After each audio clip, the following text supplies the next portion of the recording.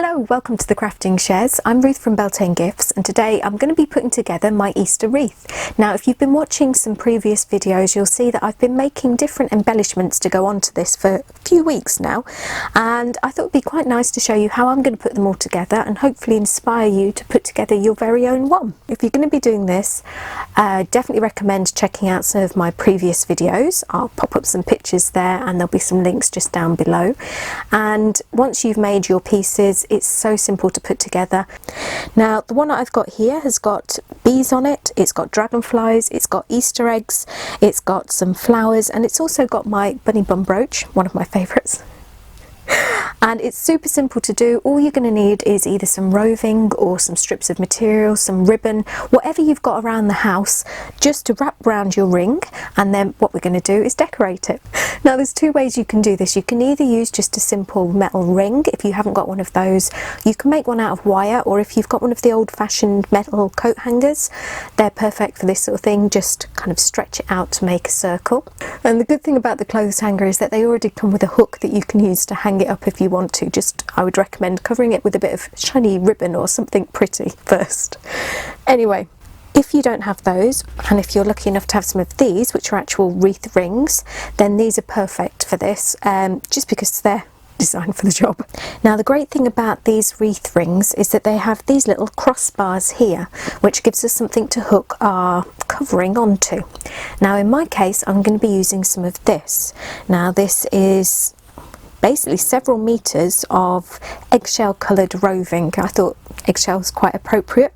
If you don't have roving, if you're not lucky enough to have just lots of it lying around like I do, then you can definitely do this using either strips of material or maybe lace or ribbon, whatever you've got really, just something to bulk it out. And anything like wool or pom-poms can be great as well, something that just gives it a bit of 3D-ness, fullness. So I'm going to be going with this roving, and all I'm going to do is just wrap the end around, just to kind of hold it in place. A bit more, there we go. And then I'm just going to wrap round and round, just bring everything through the centre, and I'm going to keep going until I've completely covered the ring and I've run out of roving.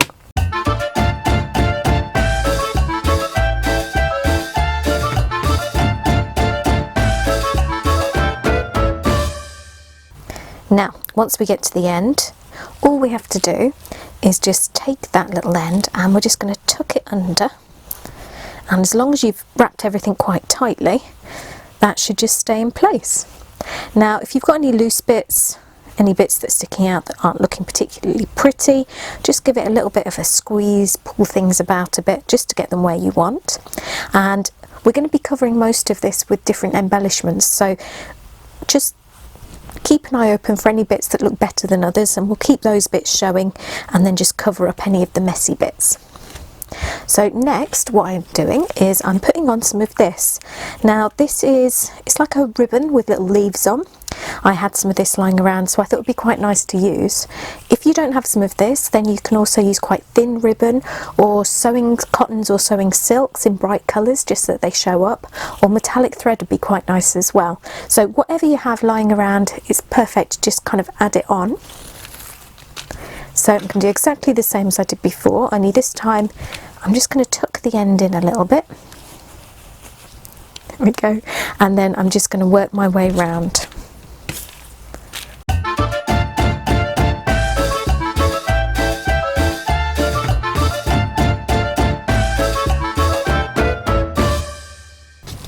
Okay, so I'm just going to cut off the excess. Great thing about adding ribbon like this to your wreath is that it gives you something extra to attach your elements to, because if you've watched the previous videos, everything that I'm going to be adding, with the exception of the dragonflies which are on wire, I've actually got brooch backs on the back so that you can just kind of pin them in place, which is going to be so great for just kind of rearranging things until we get them how we want them. Okay, so I've decided which way up I want my wreath. I found it's a bit heavier towards the bottom here, so I'm going to keep that towards me. That'll be my base, and then I'm just going to start laying things out and figuring out where I want them. So I've got a selection of different coloured flowers and things that I want to add, and I thought it'd be quite nice to have them just in a cluster towards the bottom. If you're doing your own at home, you can put them wherever you want. So I'm just going to try out some positions.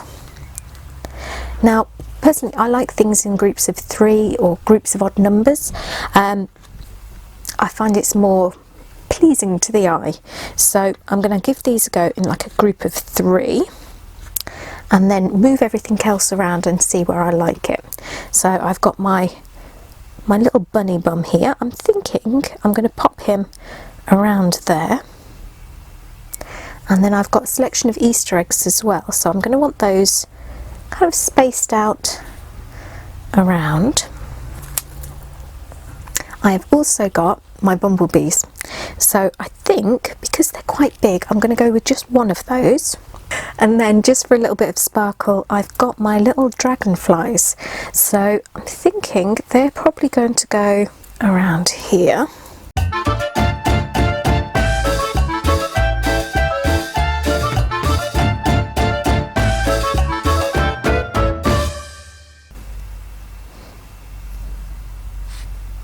Yes, I think something like this. So all I have to do now is, because as I say I've got my little brooch backs here, all I have to do is just find where I want to attach them and just pin them on.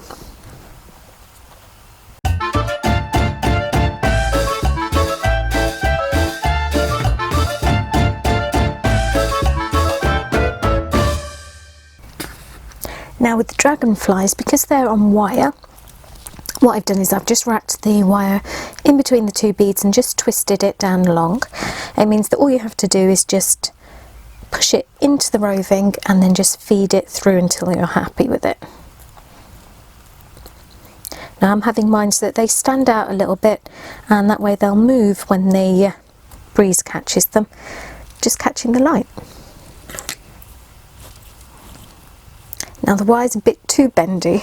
I'm having trouble getting this one to feed into the fibre, so I'm just twisting the wire just to make it thicker so that it can stand up to the wall. There we go.